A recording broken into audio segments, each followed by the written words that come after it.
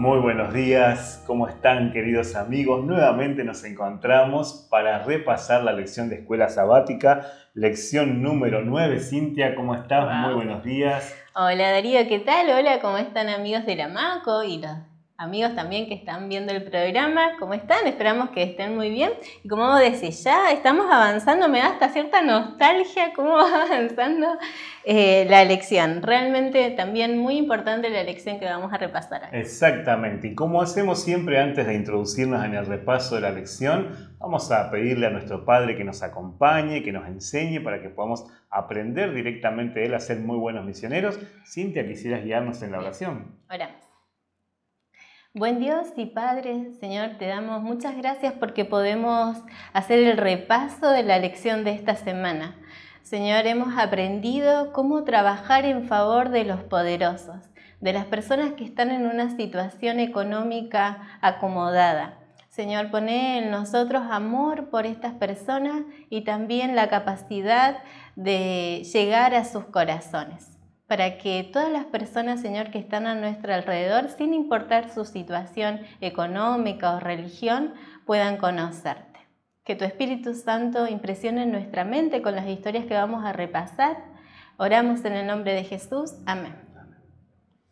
Así es, ya lección número 9 con un tema también muy importante, ¿no? Sí. Venimos de una lección que habla de ayudar a los necesitados y dentro de ese grupo de necesitados también está esta misión en favor de los poderosos. Exacto, porque así como Dios tiene un plan para ayudar a los necesitados, Dios también tiene un plan para que los poderosos conozcan a Jesús, porque no importa cuál es nuestra situación social, todos necesitamos a Jesús. Esta es la verdadera necesidad del corazón del ser humano. Bien, y el texto clave, versículo para memorizar, dice: ¿qué aprovecha el hombre si gana el mundo entero y pierde su vida? ¿Qué puede dar el hombre a cambio de su vida? A veces las riquezas son engañosas. Nos prometen, nos envuelven y muchas personas incluso que han tenido todo, muchas riquezas y también mucho poder, encuentran que hay vacío y sin sentido en su vida. Y por eso estas personas también tienen que conocer a Jesús. Exactamente, sí. Sabes que en un primer campamento que tuve de jóvenes cuando ingresé a la iglesia, se promocionaba mucho esto del movimiento de que los jóvenes salieran al mundo como mensajeros, y uno de los testimonios que me llamó mucho la atención se titulaba en esa revista que nos regalaron: Jesús también murió por Emanuel. Y ese pensamiento llevó a una joven a desafiarse a trabajar por jóvenes en otro lugar del mundo, ¿no? Lejano de aquí, de este lugar. Y me hizo pensar mucho en esto porque Jesús también murió por los poderosos. Exacto. Y si hay un ejemplo en la Biblia de alguien que fue poderoso y que Cristo conquistó ese corazón, fue Nabucodonosor, sí. ¿no? Sí, Nabucodonosor fue el poderoso, podríamos decir, porque fue el rey del imperio más importante que hubo en la tierra, que fue Babilonia, ¿no? Por eso es representado con la cabeza de oro en las profecías, porque fue realmente un imperio poderoso. Y Nabucodonosor fue el rey. Y acá podemos ver que se puede servir a Dios y ser poderoso y tener un lugar de poder y riqueza. No es excluyente, no es que para servir a Dios o aceptar a Jesús hay que dejar las riquezas, hay que hacer un voto de pobreza, sino que podemos, en el lugar que tengamos, si es un lugar de poder, como en este caso, y también en una situación adinerada, aceptar a Jesús.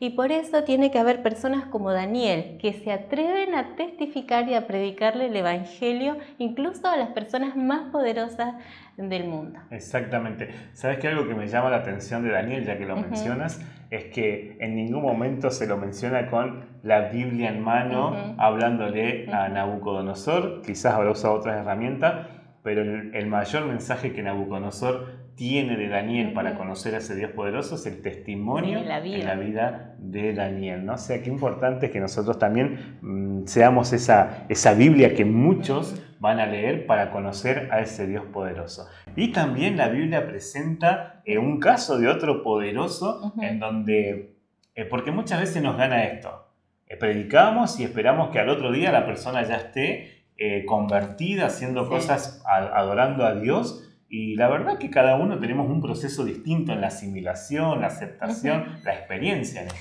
Exacto, y también el motivo que lo lleva a conocer. En este caso, Naamán fue porque tenía un problema de salud, tenía poder, una influencia muy importante como líder del ejército de Siria. Y tenía dinero, tenía empleados, vemos que conoce a través de una niña esclava que le dice que en su lugar en Israel había un profeta que lo podía ayudar. Entonces, bueno, es la necesidad. Bien, es algo que no estaba satisfecho, resuelto en su vida, que lo lleva a conocer a Dios. Y vemos que es maravilloso porque él recibe sanidad, pero también acepta a Dios como Señor, ¿bien? A Jesús.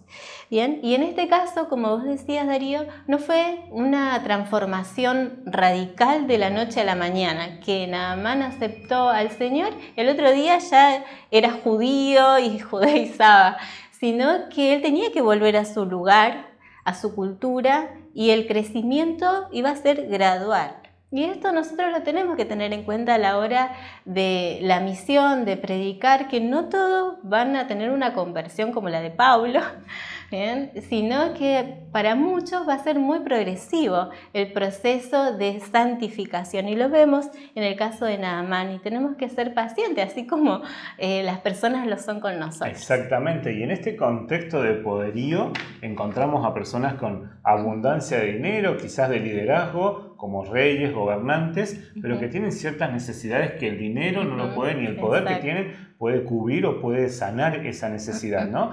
Y también en ese orden encontramos personas con poderío religioso, con un conocimiento acerca de la palabra de Dios, acerca de todo lo que tiene que ver con la ley de Dios, pero que hay una necesidad incluso de Dios, aún después de su conocimiento. Bien, encontramos a Nicodemo ahí en Juan capítulo 3, que tenemos una de las conversaciones más extraordinarias, por lo menos para mí. Lo leo, lo estudio y siempre me parece que estoy como en la superficie, ¿no? Porque es tan profundo el relato, la conversación que tiene Jesús con Nicodemo. Y Nicodemo se acerca como para hablar con un igual, ¿no? De maestro a maestro, escondiéndose en el colectivo, ¿no? Él dice, sabemos que has venido de Dios. ¿Quiénes sabemos? Estaba él.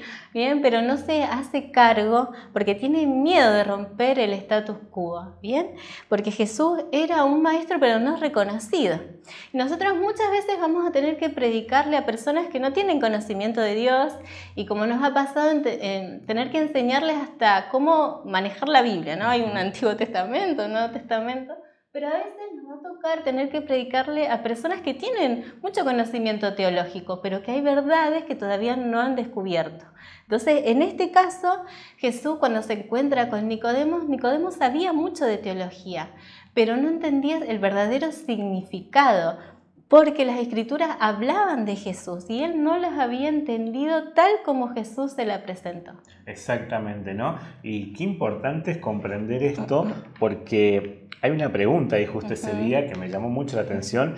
Dice, ¿cuántas almas se perderán que tenían conocimiento más que suficiente para salvarse, incluyendo el mensaje de los 3 ángeles? Wow. ¿No? ¿Cuántas personas nos vamos a encontrar que van a parecer eruditos, conocedores, doctores en el tema teológico, pero sin embargo carecen de esa experiencia personal, ese conocimiento experimental de la palabra de Dios, que es lo que los hace salvos, ¿no?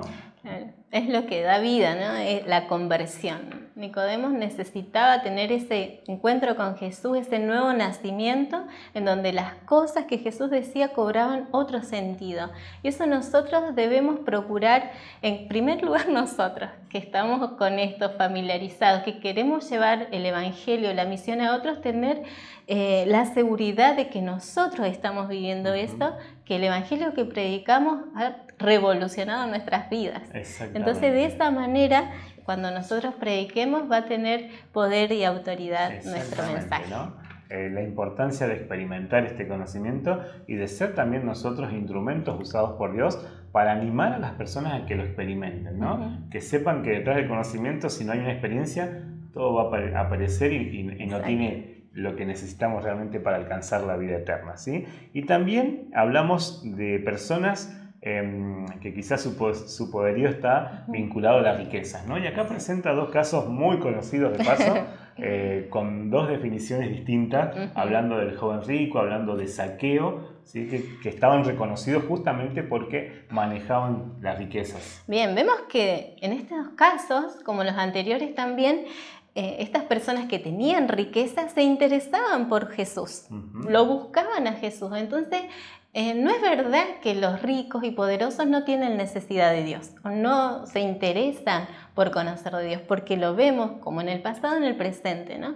Estas dos personas se interesaban por Jesús y fueron a Jesús. En el caso del joven rico, se acercó a Jesús para preguntarle qué tenía que hacer para obtener la vida eterna, cuando la vida eterna estaba delante de él y no la pudo ver. Él estaba acostumbrado a conseguir, tal vez con sus recursos, con lo que hacía, de alguna manera quizás comprar bien la vida eterna, ¿no? ¿Qué tengo que hacer? ¿No? Con cierta soberbia quizás y mucha confianza, porque cuando Jesús le empieza a mencionar qué cosas tenía que hacer, él decía, no, esto lo hago desde chiquito, ¿no? Como que, ¿no? Pero cuando Jesús le plantea que tiene que dejarlo todo, se va triste, no está dispuesto a dejarlo. ¿No? Experiencias tan distintas, ¿no? Porque Zaqueo también en búsqueda de Jesús, aún teniendo cosas para valerse como persona, representatividad, aunque también tenía lo contra en eso, pero buscó a Jesús y pudo entender el propósito de dejarlo entrar a Jesús a su corazón. Esto de necesito cambiar cosas, necesito transformar, que Dios lo haga, y especialmente apuntado hacia aquello que era su talón de Aquiles, como quien diría, ¿no? Aquello que era su debilidad, que lo llevaba justamente a hacer las cosas incorrectas, en este caso las riquezas. Exacto, porque hay distintas formas de obtener riquezas, por medios correctos. Tal vez el joven rico habrá recibido una herencia o habrá trabajado, se habrá esforzado, y Zaqueo, tal vez de una manera incorrecta, obtuvo su riqueza. Y él, a obtenerla, pensaba que iba a tener todo lo que necesitaba, ¿no? Cuando yo sea rico, cuando tenga mucho dinero, ¿no? Pero él tenía dinero, lo había conseguido, pero no era feliz, no tenía paz en el corazón y buscó a Jesús. Y Jesús no lo rechazó. No lo rechazó por ser rico y no lo rechazó porque los métodos que utilizó para enriquecerse eran incorrectos. Exacto. Sino que, bueno, él muestra arrepentimiento y está dispuesto a devolver y a corregir sus acciones incorrectas con total de seguir a Jesús. Exactamente. Mientras te escuchaba, Cintia, recordaba cuando, quizás lo hemos hecho cuando chicos, pero hay muchos chicos, adolescentes, cuando sea grande y tenga plata, voy a trabajar, voy a estudiar, voy a el sueño americano, voy a hacer la casa de mi mamá, voy a viajar, ¿no? Un montón de cosas. Y qué importante que dentro de ese soñar con lo que queremos alcanzar, también cultivemos estos valores experimentales en los principios de Dios para que sea completa la tranquilidad y la felicidad que Dios nos quiere dar, que no solamente consiste en dinero o en poderío o en representatividad de algo, sino con vivir una vida en experiencia. Que seamos ricos en el conocimiento de Dios, pero no solo en el conocimiento teórico, sino una vida de experiencia con el Señor. En eso tenemos que ser ricos y en eso podemos ser ricos todos. Exactamente. Y ahí, para ir finalizando, habla también de la misión en favor de los poderosos, y me llama mucho la atención algo que vi esta semana en el plano de que los ricos y poderosos que se acercaban a Cristo era porque Cristo daba evidencia de una preocupación por ellos también, de querer ocuparse por la salvación de ellos, y esto hacía que estas personas caracterizadas justamente por el poderío, la riqueza, tuvieran una mirada o un deseo de acercarse a Cristo para conocer un poco más de eso. Exacto, Jesús no se acercaba a ellos para pedirle dinero o para obtener un beneficio de su poder, de su lugar de influencia que tenía, ¿no? Para pedirle un favor a cambio, porque lo que Jesús tenía realmente era lo que ellos necesitaban y no lo podían comprar. Jesús quería dárselo de manera gratuita, como lo hizo todo. Bien, y por eso estas personas con dinero o con recursos notaban eso, que Jesús se acercaba, pero no les pedía nada a cambio, no los quería usar, ni su posición ni su dinero. Exactamente, y presenta el caso de alguien conocido por un hecho muy puntual, no porque se lo leyó en toda la Biblia, el caso de José de Arimatea, que apareció en un momento clave y fue parte del cumplimiento de una profecía. Y eso me da a pensar que así como nosotros, desde nuestras condiciones, desde nuestras situaciones, hemos sido llamados con un propósito en el plan de salvación de Dios, también los ricos y poderosos tienen parte, una función activa que hacer en esto, ¿no? Y qué importante es que podamos nosotros con la guía de Dios hacérselos ver de alguna manera para que ellos se activen también en esto de ser parte de la salvación. Exacto, todo lo que Dios nos da es para compartirlo y ponerlo a disposición de Él y de la misión. Los recursos, ya sean económicos, ya sean dones, talentos, capacidades, que estén a disposición del Señor. Exactamente. Y qué importante que como iglesia abordemos este tema, sí, así como nos preparamos para distintas necesidades en distintas situaciones, como hablábamos en la lección anterior, que también podamos crear las oportunidades o la forma de poder llegar a estas personas, quizás desde el lado de las publicaciones, quizás de los centros de influencia, quizás desde distintos proyectos que la iglesia tiene, que podamos también acercar a estas personas a Cristo y no dejarnos guiar por una supuesta no necesidad que puedan tener ellos. Exacto, los prejuicios que a veces tenemos. Exactamente, ¿sí? Y tenemos los desafíos para esta semana también, ¿sí? El desafío es: añade a tu lista de oración diaria a alguien que esté en una posición de poder, que no sea creyente y que sea alguien con quien podrías entrar en contacto de tanto en tanto, ¿sí? Tenemos a nuestro alrededor muchas personas que se caracterizan por estar en ciertas condiciones sociales más relevantes, por así decirlo, en poderío o en riqueza, que sabemos que también tienen necesidades. Oremos por ellos, acerquémonos a ellos, porque sus necesidades están al alcance de Cristo también para sanarlas. Y el desafío avanzado: escribe una carta o un correo electrónico a alguien que está en un puesto de poder, aunque sea alguien que no conozcas, y dile que estás orando por él o por ella, ¿no? Wow. ¿Sabes que te llegue una carta, un mensaje diciendo estoy orando por vos? Mostrando ese interés genuino que Cristo mostraba por ellos también y que hacía que ellos quisieran encontrar a ese Cristo, a ese Dios verdadero que los amaba a pesar de sus errores o de sus malas situaciones, estaba ahí presente. Así es, seguramente va a ser muy significativo para ellos que alguien está orando. Capaz nadie se anima a decírselo, ¿no? Y sería muy bonito que nosotros nos animemos a alguien que esté en un lugar de responsabilidad o poder. Exactamente. Que Dios bendiga tu vida, bendiga tu familia, que bendiga la misión que estás llevando y que realmente seas un buen comunicador de la palabra de Dios. Muy bien, muchas bendiciones.